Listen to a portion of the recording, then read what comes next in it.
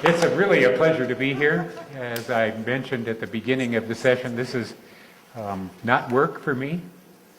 It's not like work at all. They pay me to do this wonderful thing of coming up and sharing good news with friends. You know, and that's basically what all of us do, right? Our friends and our family, we go and we try to help them navigate this thing called life, because when you're born, you are put in charge of the single greatest thing in all of existence, a human body, and there's no owner's manual, right? So it's all sort of learned by osmosis, sort of rubbing up against the thing. And sadly, too many of the children of the world today come from parents who never got that education done very well in the first place. Unlike my father, who was 90, who lived on the farm, and they, you know, if you lived on a farm, you learned about things that were good for you and things that weren't. And I think because of that, he is 90 and still fully functional and strong and vigorous.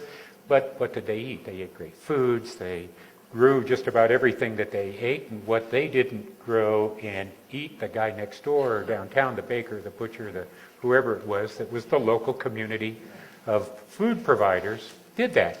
And it was a very healthful place to be. There were a lot of other things going on that made life dangerous, like contaminated water and infectious diseases and so on and so forth. But the food thing was doing pretty well. As we worked to get rid of the contaminated water and the infectious diseases, we messed up the food supply. Okay. So what I want to do this evening is just share a few things with you. Those of you who saw me in San Francisco, I'm going to go back over some of those things. That was a couple of months ago, but in those couple of months, there's been a whole lot of what I call late-breaking news that's come out about the subject. So I'm going to introduce you to some late-breaking news, too, some of the latest things that are being discovered here. Can I have the next slide, please? I don't have a clicker. I'm clickerless. And there we go. That's me. Quickly, just in case I don't look like me.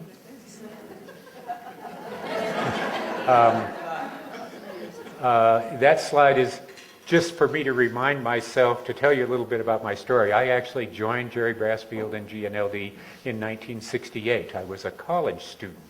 I had been actually grown up in Silicon Valley, gone to school there, became an engineer, worked at NASA on guidance control systems and flight simulators at Moffett Field.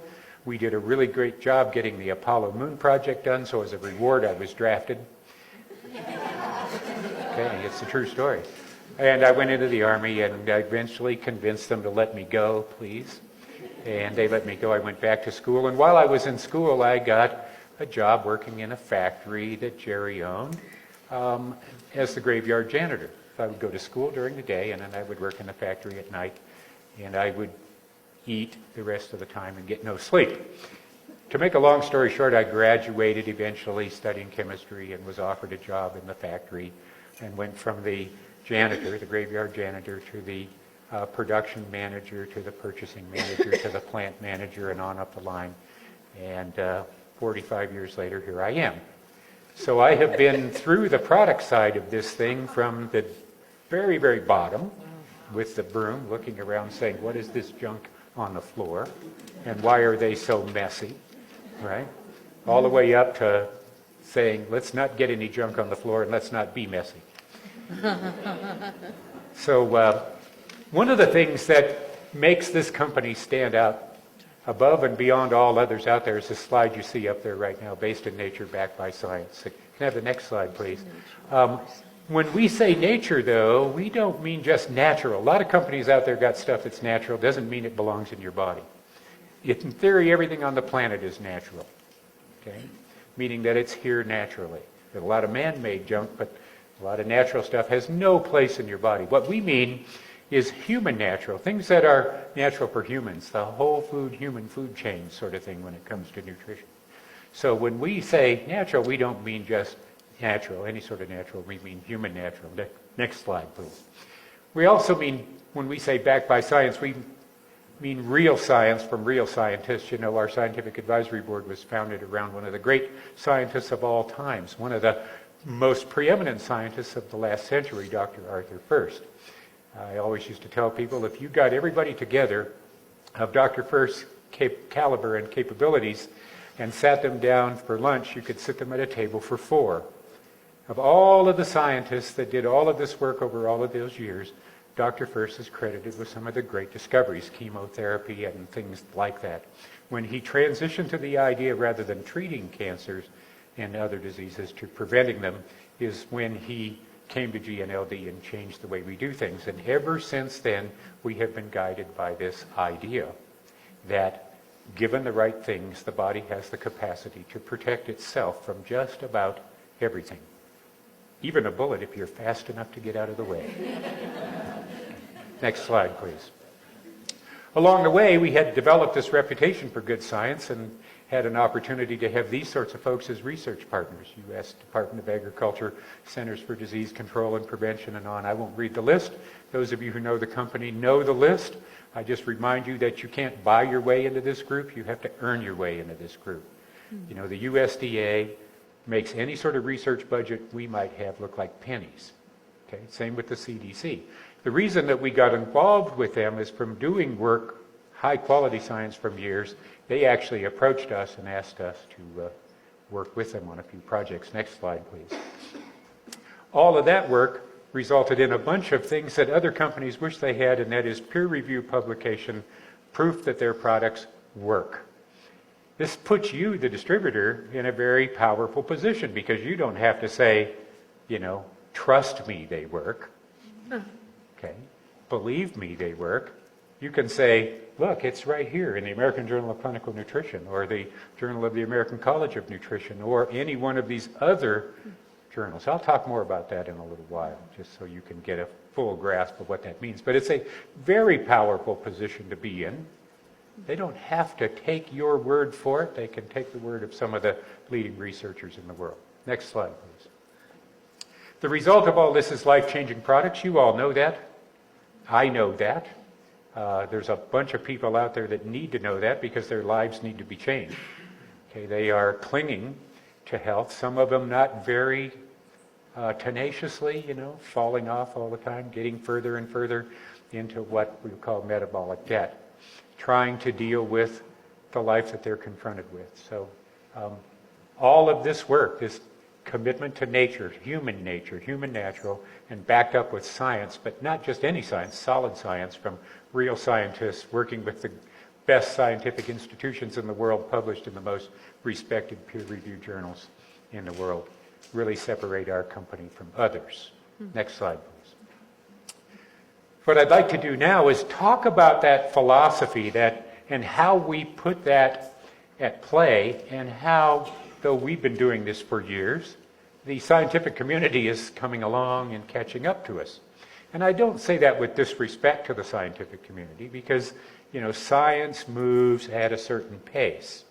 The advantage we have in GNLD is we started from a better starting point, okay? And we had the ability to be intuitive about what we did by checking off nature's blueprint. Nature's blueprint will give you a lot of feedback. Somehow you got to think, if it doesn't make sense in nature's blueprint, it probably doesn't make sense. It's that simple. So we moved forward a long time ago with complex product ideas and complex technologies that are now being embraced quite widely, and more so to a degree than we even expected. The power of what's being said about the technology, the products that we deliver is compelling. Next slide, please. We'll take a look at a little video here. Can we play that video? Did you guys see that CBS News thing? I played it at convention. If you don't have this, you should go online and find it. We're going to launch it back there. The rocket master's getting ready to ignite. Have you seen that before? Yeah. Some of you saw that? That is such a compelling little bit of evidence about how our product, Carotenoid Complex, is such a powerful product. If you listen to what she said there were some key statements. You know, carotenoids and their ability to protect you and so on and so forth. Can I have the next slide, please?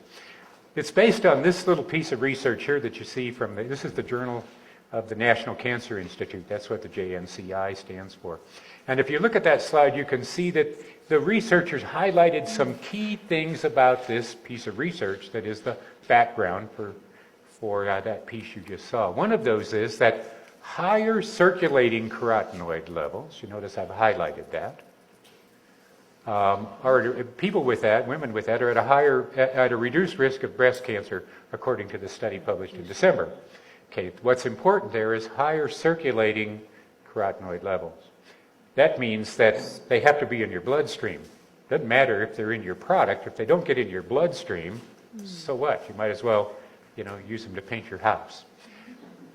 Another one coming up here, and the one right below that, it says studies have shown that carotenoids inhibit the tumor progression and reduce proliferation of estrogen-sensitive breast cancer. Now, again, this is not somebody saying they might do this, or we think that they'll do this, or hopefully they'll do this. These things have been proven. This is the National Cancer Institute telling us that carotenoids do this.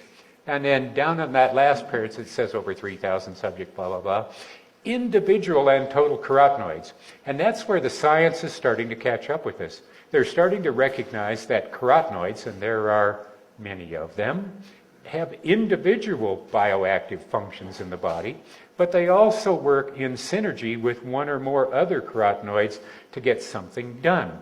So if you think of it like this, think of it like you're going to play baseball, right? Most of our competitive products would have a first baseman, a shortstop, and a center fielder at most. Okay? No way you're going to win the baseball game if you don't have somebody on every base. Baseball team is a synergistic relationship. Each of them plays an individual role, but together they make the team functional. The same thing applies with carotenoids. That's where science is beginning to catch up. It's something that we've been saying for years and years and years, since the 1990s, actually before that, late 1980s, when we first started drawing attention to these nutrients.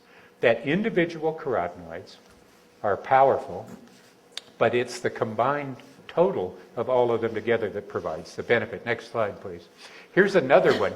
This is a little older study. This goes back to, I think, 2005, from the Journal of Clinical Oncology. It says plasma carotenoids. Again, that's an important word. Plasma means the carotenoids in your blood, and the recurrence-free survival of women with a history of breast cancer. Again, you'll see the results. Women with the highest quartile of plasma total carotenoids, the total carotenoids in the blood concentration, had significantly reduced risk. So these are very important ideas, and they continue to grow from there. So when it comes to carotenoids, next slide, please. No one knows carotenoids like we do. These are things that I can remember when the Scientific Advisory Board went to the Board of Directors and said, we want to introduce a product called carotenoids. We believe that carotenoids are going to become a household word and that they're going to change the face of health protection and disease prevention in the world. And their response was, no one's going to be able to say that word. Okay? So it was a brand new word at the time. Nevertheless, they trusted in the scientists and said, let's bring this product to market, and we did many years ago. It was a first. I'll tell you more about first tomorrow, but I want to point to this one right now. It's a first in many, many, many ways, not the least of which is that it's made from carrots, tomatoes, spinach, red bell peppers, peaches, strawberries, and apricots. That's what it says right there on that slide. All dispersed in olive oil with a pinch of natural vitamin E. Okay. What makes that different is, at the time, the technology to do that, to take spinach, think of a spinach leaf now, and extract the carotenoids from that. Okay? Well, you wouldn't first think that there's a lot of carotenoids in spinach, but you can prove it to yourself that there are. Grab a spinach leaf, rub it between your hands, and voila, yellow hands. Okay? It'll be greenish yellow because there's some chlorophyll there too. But the process of getting those out didn't exist. As a matter of fact, the standards of identity, the things that you use in your analytical equipment that enable you to identify a carotenoid, was brand new. We had to actually develop these technologies with people. So we were the first to bring this sort of product to market. And that led to a whole series of other things. Next slide, please. Because of those, our ability to do those extractions, our carotenoid complex is not just one carotenoid or 2 or 3 or 4, but there's 15 of them that have been identified. They're all right here. And some of those names, compared to the name carotenoid, are very, very complicated. Everybody knows how to say beta-cryptosanthin, I'm sure. Right? You talk about it on the radio all the time. My grandsons come talk to me about beta-cryptosanthin or violazanthin or whatever that might be. So, and that's a very, very big difference. It's that idea that you have all of these carotenoids, that you don't need just one, despite what our competitors would have you believe, or some researchers would have you believe. Beta-carotene is good for making you orange, but by itself, that's just about all it's going to do. Okay? It needs other things to be involved there, and I'm going to show you some of the latest science that points at that. Next slide, please. Here's one right here. You can see what I've done is I've taken these different research papers, and then of those 15 carotenoids that you see listed down the side there, I highlight the ones that are involved in this study. In this particular study, you can see alpha-carotene, beta-carotene, lutein, and lycopene. And this was published in the American Journal of Clinical Nutrition here recently. And it said lung cancer risk was significantly lower in subjects who consumed diets high in a variety of carotenoids. Okay. Diets high in a variety. When there's a variety of these things in your diet, your probability of lung cancer is significantly reduced.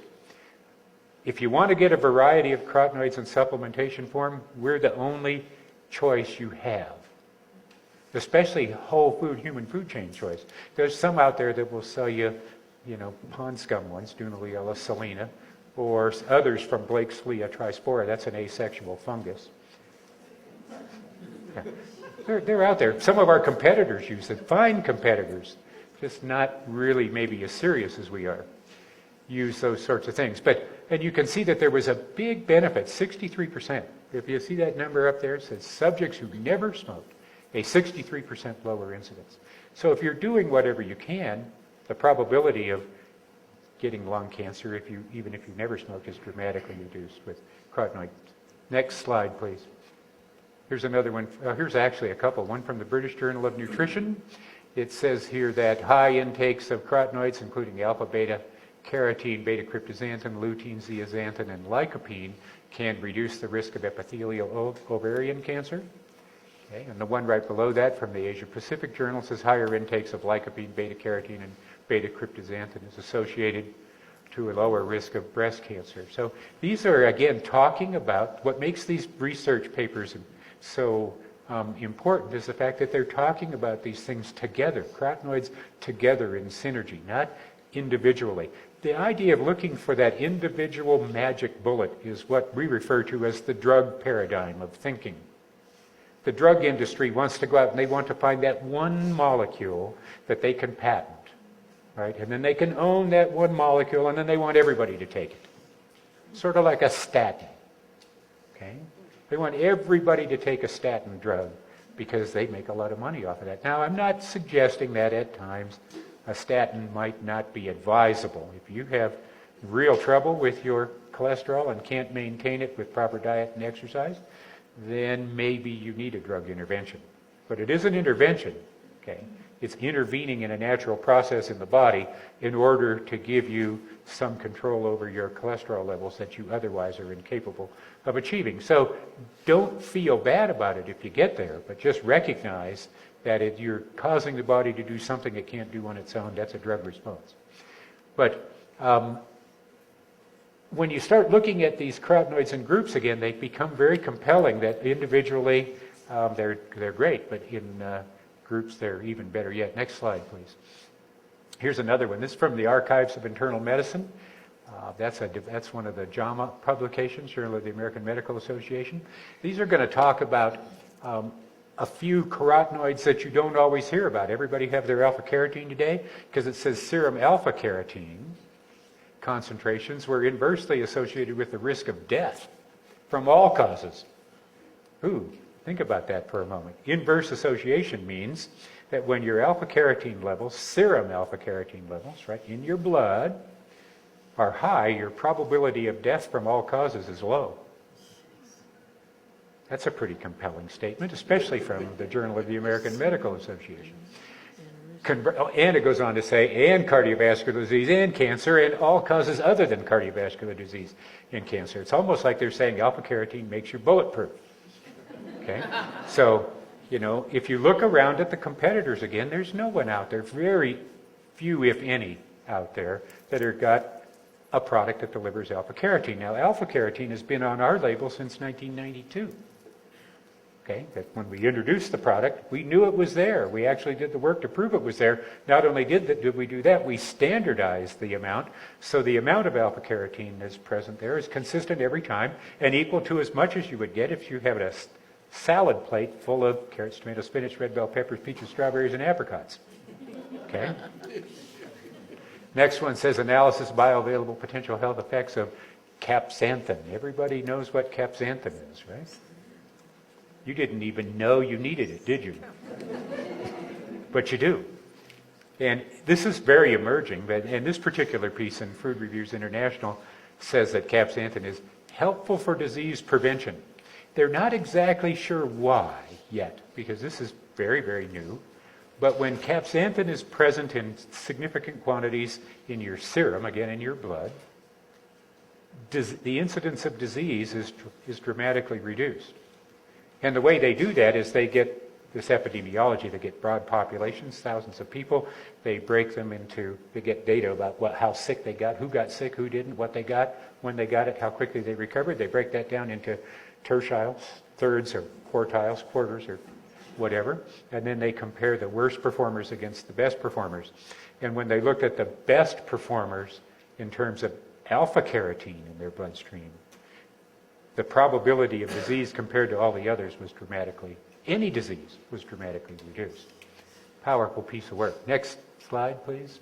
Here's one, carotenoids and prostate cancer. Anybody in the room got a prostate?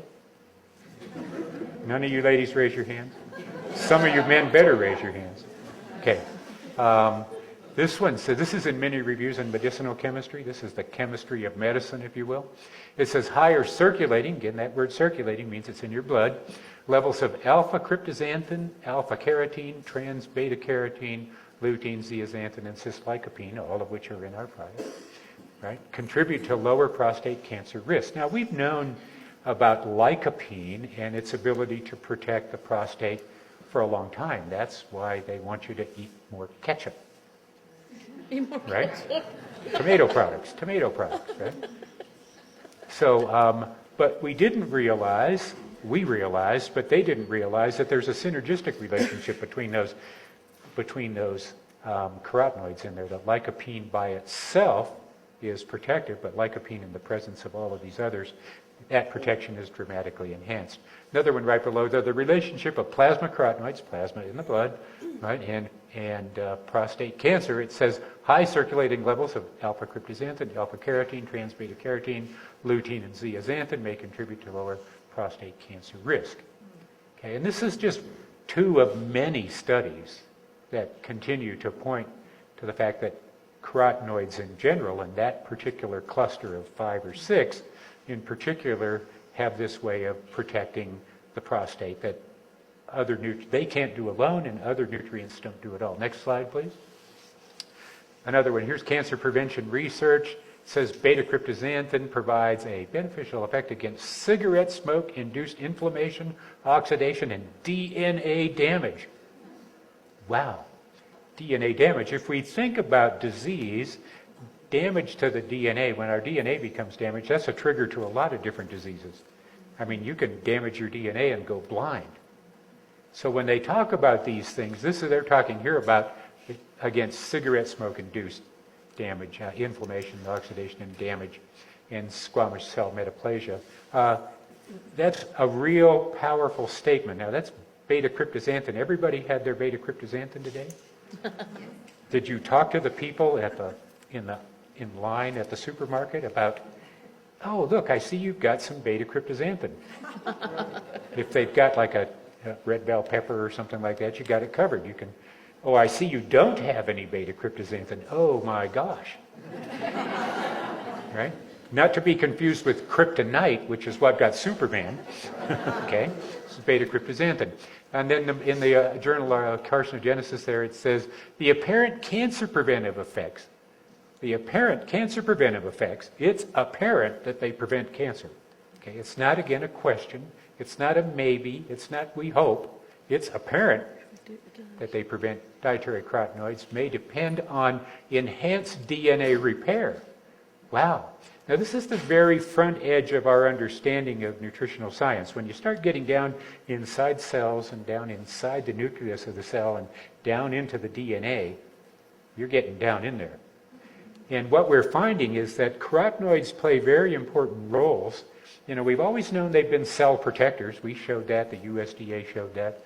We've always known that they've done that, and we knew that they migrated from the outer membrane of the cell to the membrane that's around the nucleus, and another one around the mitochondria. So we knew that they played membrane support functions not only in the outer membrane of the cell, but in the inner membranes as well. So, and now we're beginning to understand that not only do they do that, but when they get in that nuclear membrane and get through there, they can actually, one, defend cells from DNA attack, right? And two, help repair DNA when it becomes damaged. Very, very leading edge stuff. And here's one from the Journal of Food Science. It's about canthaxanthin. It says, based on the observed antioxidant and anti-inflammatory protection from astaxanthin and canthaxanthin. Astaxanthin is a fish-based, it's what makes salmon pink. It's an animal-based, and canthaxanthin is a plant-based version of the same molecule. These two compounds were potent agents against neurodegenerative disorders. Okay. Neurodegenerative disorders. This is a new sort of area of thinking for people, that they actually recognize that their brain's an organ and you have to do something about it. You know, there's a drug company out there right now busily trying to create a statin to prevent Alzheimer's.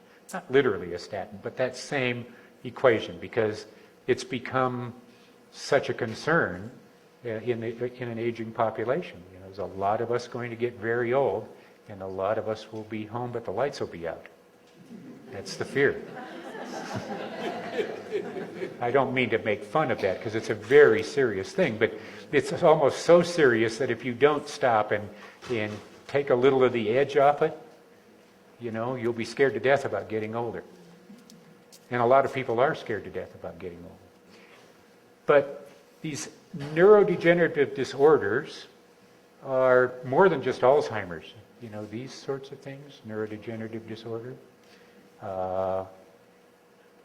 ALS is a neurodegenerative disorder. A lot of things are related to that, and what we've known for some time is that carotenoids are neuroprotective. Around the ends of the nerves, there's a sheath around there, and that sheath is made of a fatty substance, and carotenoids take up residence in that fatty substance and help protect that from oxidation and other things that would degenerate that sheath and then attack the nerve and cause neuropathy. Right? Diabetic neuropathy occurs through that process. So this is very compelling stuff. Next slide, please. Here's an association of, this is interesting. There's always the linearity of things, what we call the absoluteness of the biology, that it's continuous. This one here says an association of maternal serum concentrations of antioxidants in asthma in children. It's a demonstrated inverse association of maternal serum levels of alpha-carotene, beta-carotene, and beta-cryptoxanthin. In other words, mom's blood carotenoid level with the odds of asthma occurring in her offspring. So now it makes you wonder, how could that be? How could that situation be? Well, when everything is going on, you know, a lot of newborns come up with hyaline membrane. They have trouble breathing. Their lungs aren't fully developed, and so on and so forth. There's a point in the development of the child where this whole idea of being able to take air, they haven't taken any yet, mind you, because they're still being fed through the umbilical cord. They don't take that first breath of air until you give them a smack or they come out crying, right? You guys know how that works. I know you ladies do that have had kids. Yet, how they're going to respond to that first breath and the probability of there being respiration-related diseases or disorders goes back to how much of these nutrients, these carotenoids, mom had in her diet. Because this thing cannot be fully built and fully prepared and fully developed without carotenoids being present, mom. Right? So if you see a lady around, like this, or this, or this, or this, or just big smile on her face because she just learned she's pregnant, or she's of childbearing age, point it out. There's much more compelling evidence about this whole idea. There's evidence about omega-3s and so on and so forth as well. But it's really, really important. And it's also nature's way of showing us how important nutrients are. They are saying these nutrients are so important to life that if mom doesn't get enough, the child is compromised. Really, really fundamental to how the human body works. Next slide, please. So I told you I was going to talk to you about some late-breaking news, and here's some stuff that I picked up just here recently. You'll see dates on here, December, January, February. It takes us a while to get them through the system, get them published, digested, and see if they make sense. But here's one here. It says, American Journal of Epidemiology. The Association of Antioxidants and Cognition from the Nurses' Health Study. Make a long story short, down at the bottom it says, higher carotenoid intake was related to better cognition. Okay, now, that means a couple of things. Not the prevention of cognitive decline, but better cognition in general. So when people had a lot of carotenoids in their blood, they were better at doing things, cognitive function, answering questions, solutions, and preventing the onset of neurodegenerative cognitive disorders than people who didn't have these things in your blood. So it's a really simple thing. If you want to be smart, take carotenoids. If you want to stay smart, take carotenoids. Okay? If you want to remember that you're smart, take carotenoids. Next slide, please. Here's another one from the European Journal of Public Health. Look, here's an interesting thing. We always talk about the benefits of the high side of things. The Europeans said, well, let's look at what happens when they're not there. So they came out with a study that said low serum lycopene and beta-carotene increases the risk of acute myocardial infarction in men. That's a heart attack. Okay? It's an acute heart attack. You don't want to have any heart attack at all, but you certainly, acute is what leads to fatal, right? A fatal one, you know what that is. Acute means you got right there and maybe they saved you. Okay. So when these things are low, we talk about when they're high, you have a stronger heart, a lower risk of the disease. But or heart disease or heart attack, what they showed is that when they're low, it increases the risk. It just sort of validates the other side of the equation. Okay, if I get a bunch, I'm reduced at risk, but if I don't have a bunch, I'm okay, right? No, you're not. You are definitely at risk. If you don't have these things, you are definitely at risk, okay? And the probability numbers, if you look at the statistical evaluations in there, it's not small. It's something like 30 to 45% greater risk when these things are not present. Next slide, please. This is the International Journal of Clinical Oncology. You know what oncologists are. They're the people who deal with cancer. Okay, this is from the Journal of Clinical Oncology. It says, inverse association between serum in the blood, concentrations of zeaxanthin and other carotenoids and colorectal neoplasias in Japanese. Now, it doesn't really matter if it's Japanese or whatever, right? It's all the same biological system going on. They look a little different and speak a little different, but biologically inside, we're a universal model in the sense that we all function the same way, even though each one of us is individually different, and that there'll never be two of us who are identical. Even identical twins are not totally identical in the whole wide world, ever. It goes on to say high serum zeaxanthin, lutein, alpha-carotene, and beta-carotene showed significant, can you read that, inverse association with cancer development. Wow. Again, a group of carotenoids, and when they're there, inverse means that when they're high, development of cancer is low and vice versa, right? So when carotenoids are high in your diet, the probability of a cancer developing is low. When carotenoids are low in your diet, the probability of a cancer developing is high. Next slide, please. Here's one, cancer prevention research, beta-cryptozanthin, also known as BCX, for those of you who wonder what the BCX stands for. It says beta-cryptozanthin restores nicotine-induced lung, SRTR, don't worry about that, to normal levels and inhibits nicotine-promoted lung tumorigenesis and emphysema. You know, you can have breathing problems, lung problems that don't necessarily have to be cancerous. You can have benign tumors in your lungs that result in emphysema and other breathing respiration disorders. So if you look down in there, down towards the bottom, it said, moreover, BCX, that's beta-cryptozanthin, supplementation increased survival probability. Wow. So even when they got this thing, the probability of survival was increased just because this carotenoid was present. And down at the bottom it says BCX is a preventive agent against emphysema and lung cancer. Wow, that's a powerful statement. This is a serious group, the cancer prevention research. They're, you know, not subject to making statements they can't back up. They said that beta-cryptozanthin is preventive against lung cancer and emphysema. Did you know that? Okay, a lot of people out there have trouble breathing. They don't come to this altitude because it gets real troublesome. Next slide, please.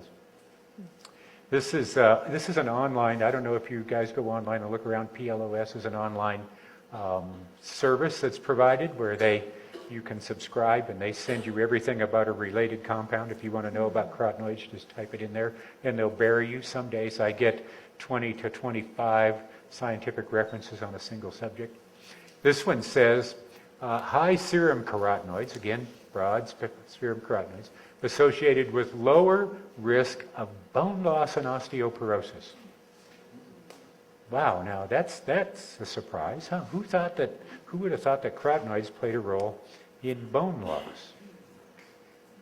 Well, it's not exactly clear yet how they do it, but it makes sense that it does, in the sense that when you look at all of the other things that it's involved in, carotenoids are involved in, it wouldn't make sense for them to not be involved somehow in the production and maintenance, protection and correction for bone health, bone tissue. It says antioxidant carotenoids, especially beta-cryptozanthin and beta-carotene, are inversely associated with the change of radial bone mineral density, right, in postmenopausal female subjects.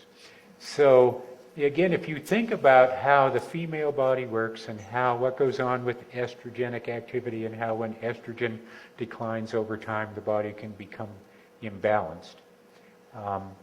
It makes sense that these nutrients would play a role there. Like I said, we don't know exactly how yet. This is very new. It's just something that's come up recently. It's observational data, but observational data is important. Next slide, please. There it is. This is from the Annals of Neurology, January 2013. Intakes of vitamin C and carotenoids and the risk of ALS. Right? Pooled results from 5 cohort studies. That means they took 5 studies on this thing and they pooled all the results together to get a larger body of evidence. And then within that body of evidence, they mined it for certain things. They looked for certain things. And what they found is high intakes of carotenoid compounds, not one but many, may help to prevent or delay the onset of amyotrophic lateral sclerosis, or ALS, Lou Gehrig's disease. Prevent or delay. If again you think about that comment I made about neurodegeneration and how those things happen, oxidative stress, things that would attack the ends of nerves. In the case of ALS, that's just at a greater level of activity. The mechanism is just more driven, so the process happens more rapidly. So, but you can still, if you have a probability, let's say that you are genetically predisposed to this disease. Okay?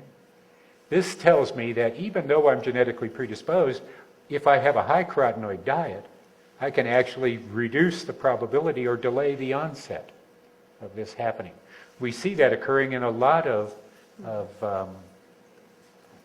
these sorts of diseases where a diet rich in good things like carotenoids can actually prevent or slow down the progression We showed that in a study we did on cruciferous plush a few years ago. Just a little aside here, where we showed that when cruciferous plush was present in the diet, it slowed the progression of the breast cancer cells, the MCF7 breast cancer cell that we used in this National Cancer Institute study.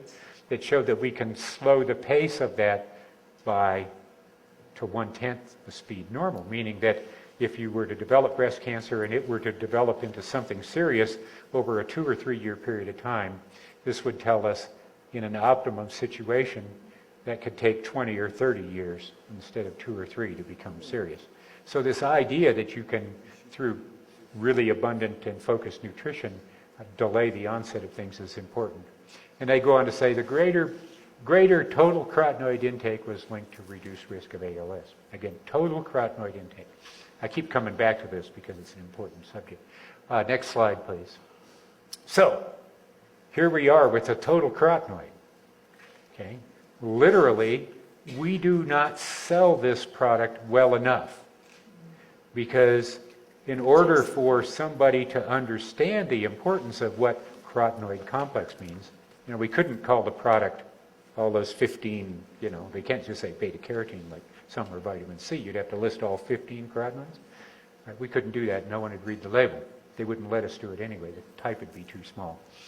But carotenoid complex is the complete total carotenoid supplement. It's the only product of its kind on the market. Not only was it the first product of its kind and continues to retain that perspective, but it is the only product of its kind on the market. We look around.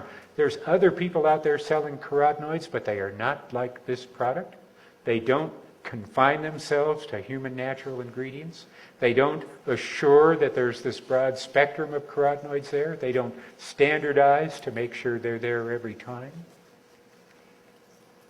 Don't use whole food sources, all of those sorts of things. It's really very important. So what makes this product even more important is where we can take it from here. Next slide, please. We have tons of evidence about this product. Remember I said that you don't have to trust you or me. You don't have to trust me.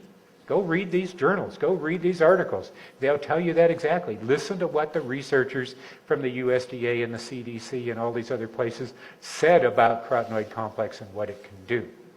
Because there's proof, unequivocal, peer-reviewed journal, published proof that the product does that. Next slide, please. First of all, I talked about the fact that these things need to be in your blood. It's nice that they're in your product, but if they don't get in your blood, big deal. Isn't going to do anything. We have bioavailability studies done over and over and over. We did a couple of them right off the bat. These were the first ever studies of this kind done. No one had ever done human bioavailability studies on carotenoids like this prior to when we did them in the early 1990s. Okay.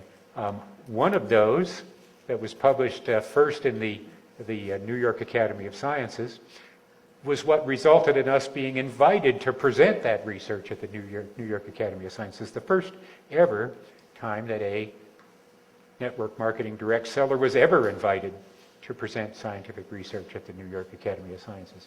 That went on to be published in the American Journal of Clinical Nutrition. Again, a very staunch peer-reviewed deal.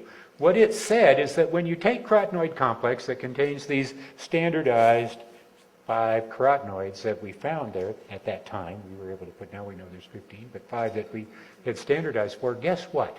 They get in your blood. We knew at the time that it was important to be able to validate that they get into your blood, and once in your, and all of them get in your blood, and once in your blood that they were transported around. So that's what those studies showed. Okay, next slide, please. When we were at the New York Academy of Sciences meeting, in the room that day were some researchers from the USDA's Human Nutrition Research Center, some from the Beltsville, Maryland laboratory, and some from the San Francisco laboratory.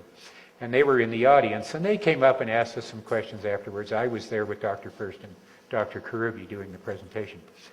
A few months after that, actually just a few weeks after that, I guess 5 or 6 weeks after that, they came back and approached us and said, would we allow them to do some research, human clinical trials, using our product, carotenoid complex, to use it as a model to then give them a mechanism by which they can recommend how much fruits and vegetables people need to eat.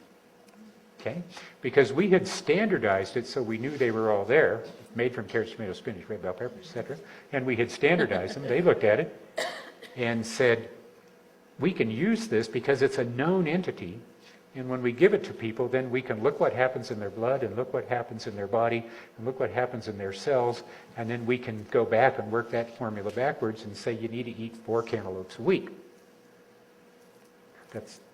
Don't take me seriously. No, cantaloupe's good for you, but that's not what they said. They could work that back into saying, okay, they need so much alpha carotene or so much beta carotene or so much lycopene or so much lutein or so much zeaxanthin. Then they could work that back and say, well, to get that much zeaxanthin, you'd have to eat this much spinach, or to get that much of this carotenoid, you'd have to eat that much tomato.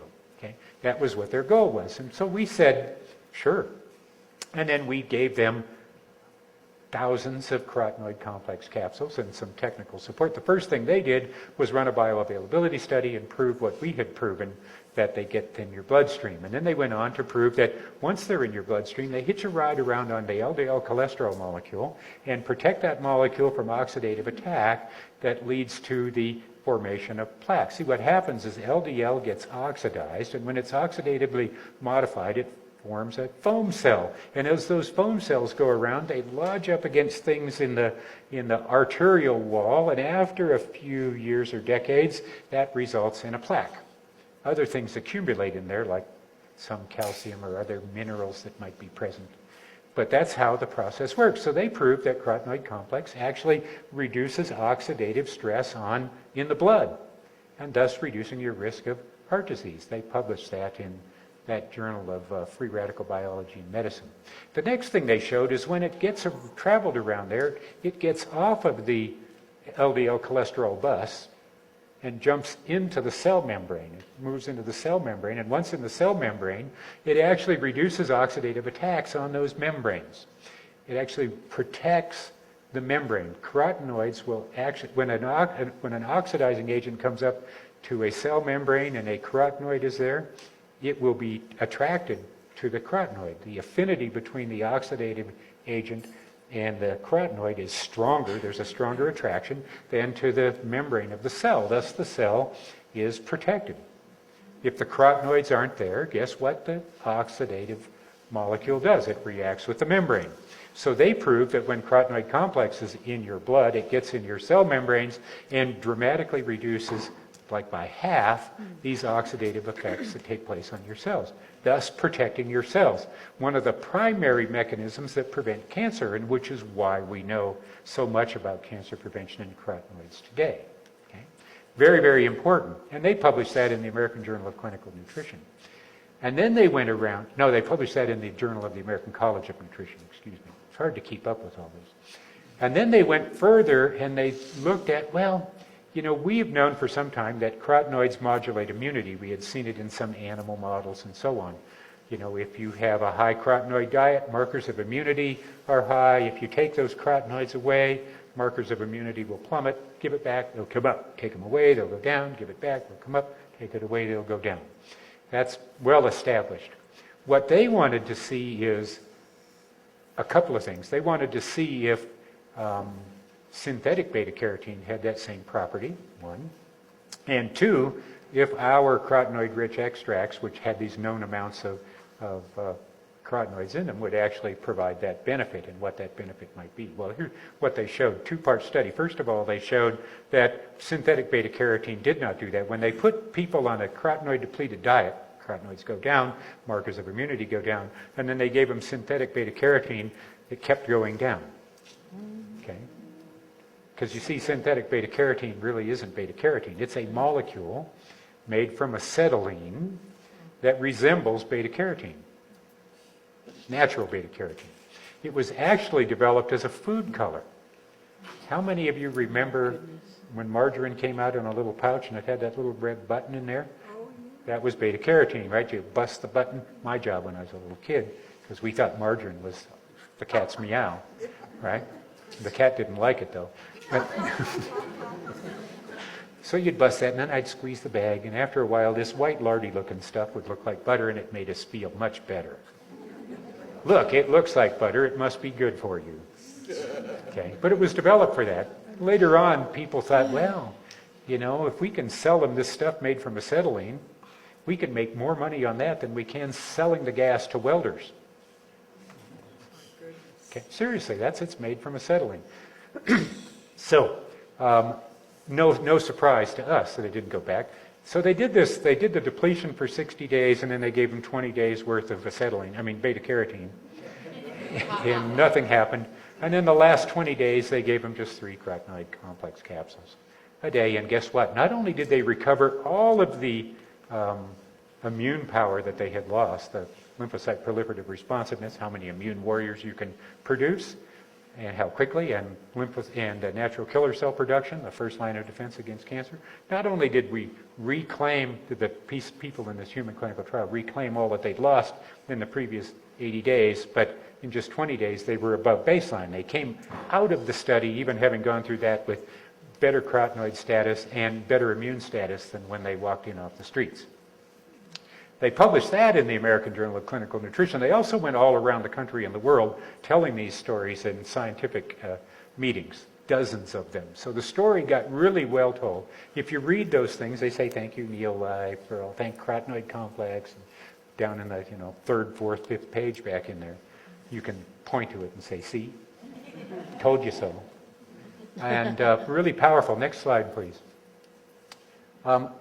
Later on, we actually improved this thing a little further, and we got a couple of publications in the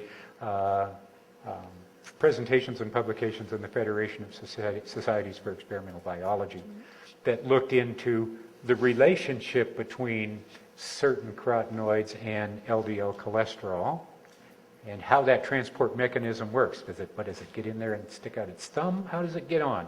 How does it work its way onto that cholesterol molecule, and how does it get off when it gets where it's going? So looking into, we knew that happened, so we looked into cholesterol as a transport system, right? The LDL cholesterol as a transport system and the role of carotenoids. And we also did more bioavailability studies. This time we expanded it to include 8, I think, or 9 in there. Next slide, please.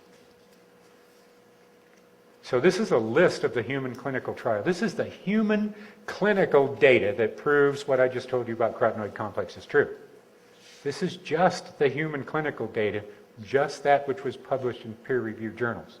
So this is a list of facts, right? This is not something where you have to ask your neighbor, your brother-in-law, your skeptical sister to trust you. You just have to ask her to be reasonably intelligent and believe the scientific data. This stuff really works. And it's a compelling message that everyone needs to hear. All of that stuff I told you in the beginning here about carotenoids and all of that stuff, that's all true, folks. It's all true. You need these things. These are biologically fundamental to how we work, or how we're supposed to work.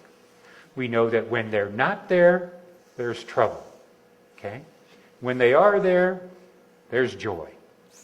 That's called health. Right? And health and joy are closely related. Okay. So we need to take these sorts of things seriously. Next slide, please. Thank you.